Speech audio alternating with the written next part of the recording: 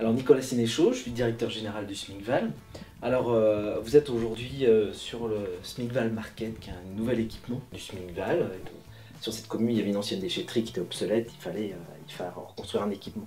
Deuxièmement, le SMICVAL évidemment voulait respecter la nouvelle loi sur la transition énergétique, pour la croissance verte. Et dans le cadre de notre développement de l'économie circulaire, qui est un des axes de développement du SMICVAL, on voulait évidemment créer un équipement qui pouvait le représenter. Et puis on voulait, et c'est le dernier point en tout cas sur l'origine, on voulait faire un équipement qui ne reflète pas les déchetteries des années 90 ou 2000, mais se projeter à 2030, 2035. Les objectifs, ils étaient assez simples.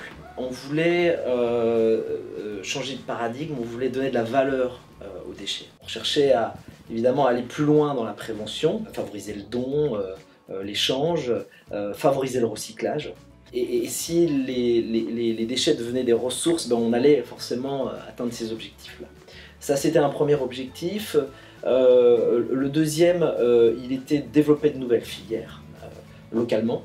Et ça, on est sur un équipement qui est dédié à de nouvelles filières. Et enfin, le troisième objectif, on voulait transformer la relation que pouvaient avoir les acteurs sur le site. Les citoyens, les usagers, les opérateurs qui travaillent. On voulait que ce soit un endroit où le lien social se développait.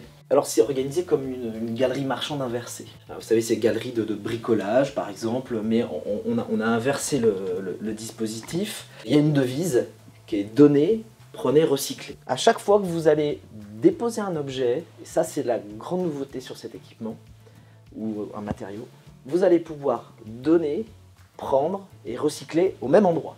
Et ça change tout. Le retour d'expérience sur l'organisation de ce projet, on a pris des risques. On a été agile quand il fallait. On s'est dit que tout était possible. Et si on n'avait pas été dans cette posture un peu entrepreneuriale, on n'aurait pas fait ce site. On a été dans une logique essai-erreur. On essaye des choses, on se trompe, et ben c'est pas grave, on fera autre chose, on continuera, on s'adaptera. La deuxième chose, c'est on s'est appuyé sur du développement endogène. Il fallait que ce soit connecté au territoire. Le troisième point, c'est qu'il faut accepter, en tout cas sur ce projet-là, il fallait accepter un temps long. Et aujourd'hui, on a du mal à accepter un peu le temps long, mais souvent le temps long permet de produire des équipements de plus haute qualité que si on avait été pressé par le temps.